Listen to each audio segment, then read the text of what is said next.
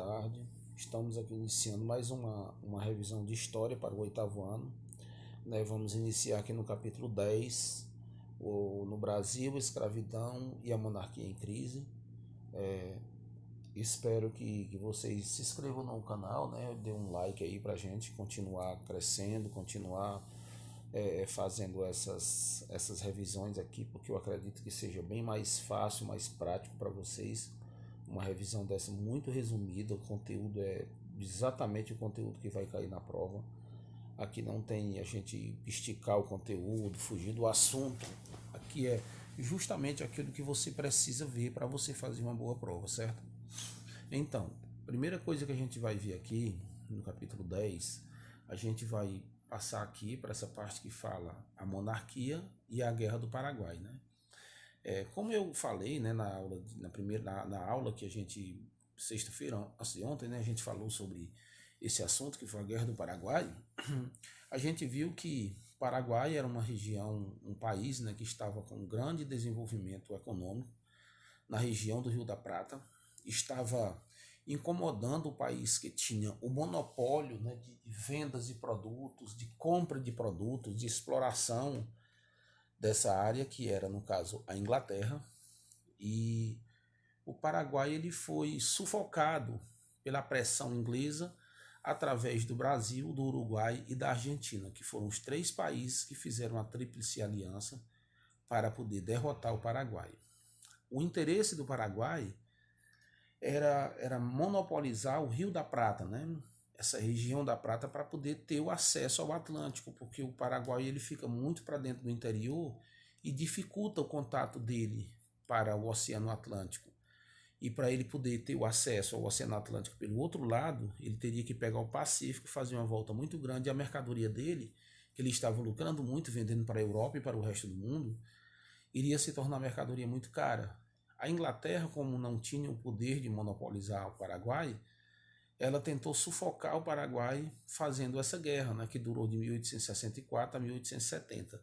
A Tríplice Aliança, gente, foi uma aliança feita entre o Brasil, o Uruguai e a Argentina, certo? Para poder sufocar o Paraguai.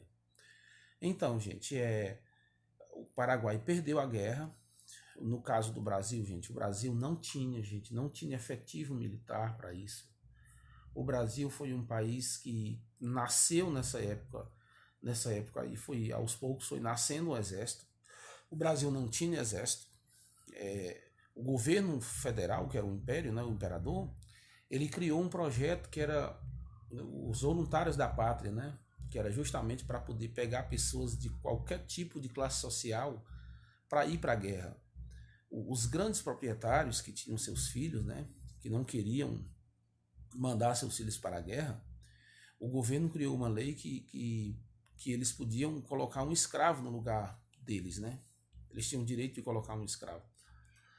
Mas essa questão é uma coisa muito relativa. Você podia obrigar o escravo a fazer qualquer coisa, menos o escravo ir para uma guerra.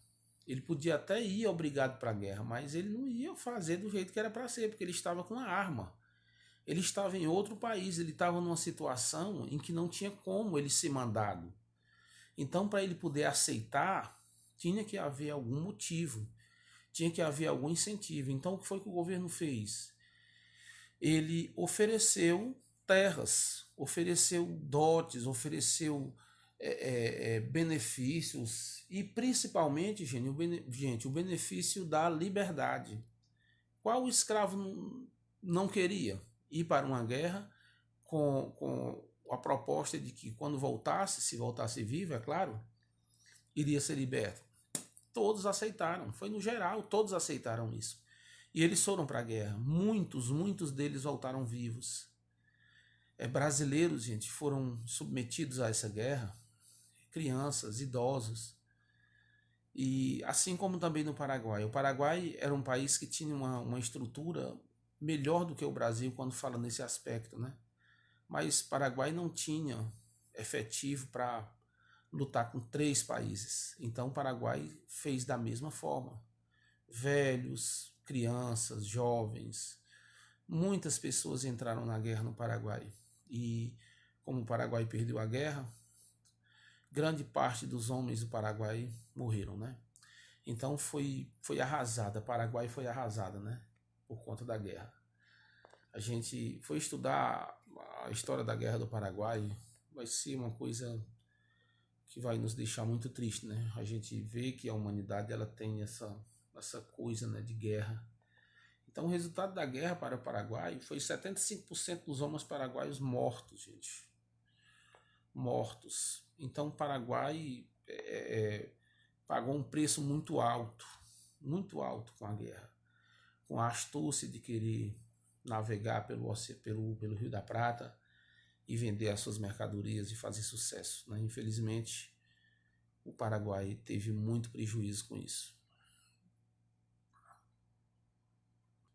Gente, muitos escravos brasileiros que foram para a guerra, eles, todos, né, voltaram livres, receberam a liberdade. Então, isso já vai ser um problema muito sério para o Império, porque e para a plantação de café, porque se os escravos já estavam poucos, porque o fim do tráfico de escravos da África para o Brasil terminou em 1850, porque foi criada uma lei para findar o tráfico de escravos da África para o Brasil, muito embora tenha ficado o tráfico internamente entre uma província e outra, do Rio de Janeiro para São Paulo, de São Paulo para o Ceará, do Ceará para a Bahia, da Bahia para Paraíba, esse tráfico continuou existindo durante muitos e muitos anos.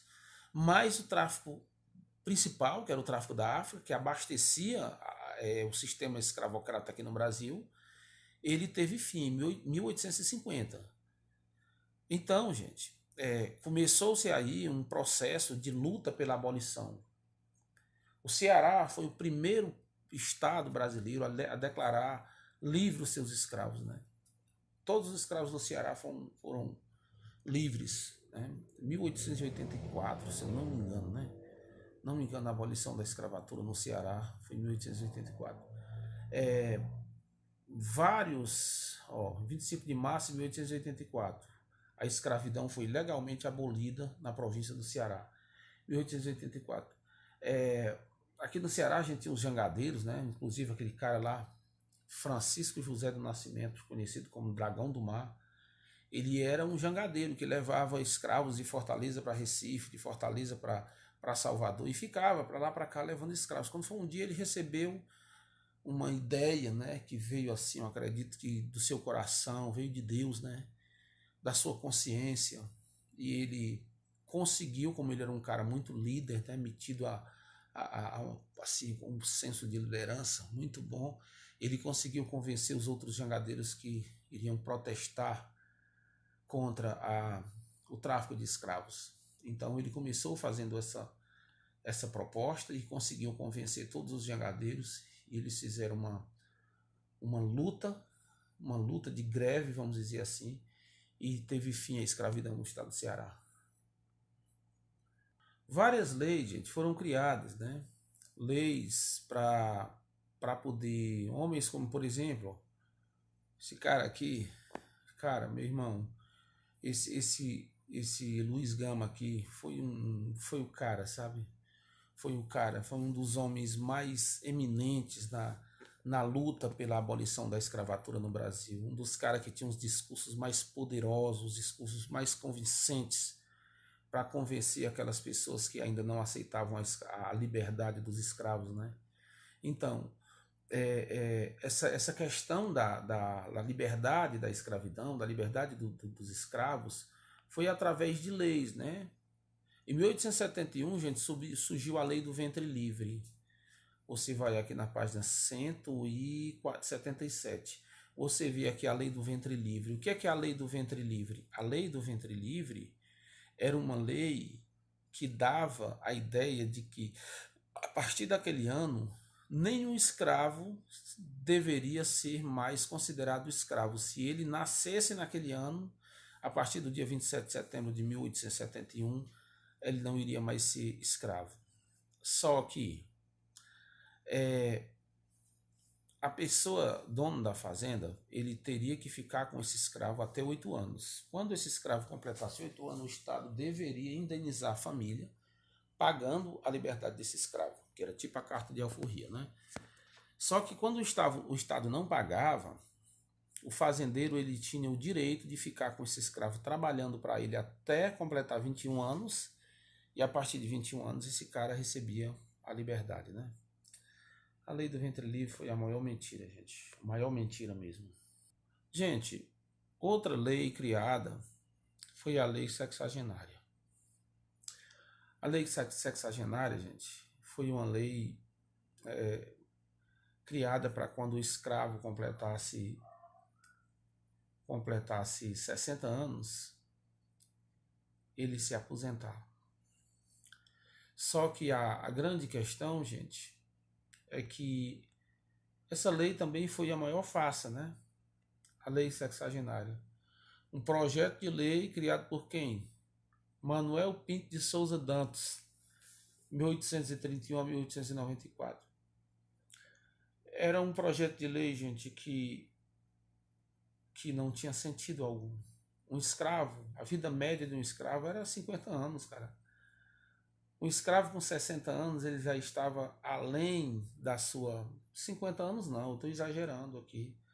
Era 45 anos, a vida média de um escravo. Então, um escravo que chegasse a essa idade aí, ele era um vitorioso. Não tinha sentido uma lei que fosse como essa para dar liberdade de um escravo com 60 anos. Gente, a maioria das fazendas não existia escravo com 60 anos, porque eles morriam antes dos 60 anos. Então, não tinha sentido, né? Mas a lei foi criada, né? Então, gente, tinha dado uma pausa aqui por conta que deu um problema aqui no aplicativo. Então, nós estávamos falando aqui dessa questão da insatisfação, né, da população, dos republicanos, dos abolicionistas, né?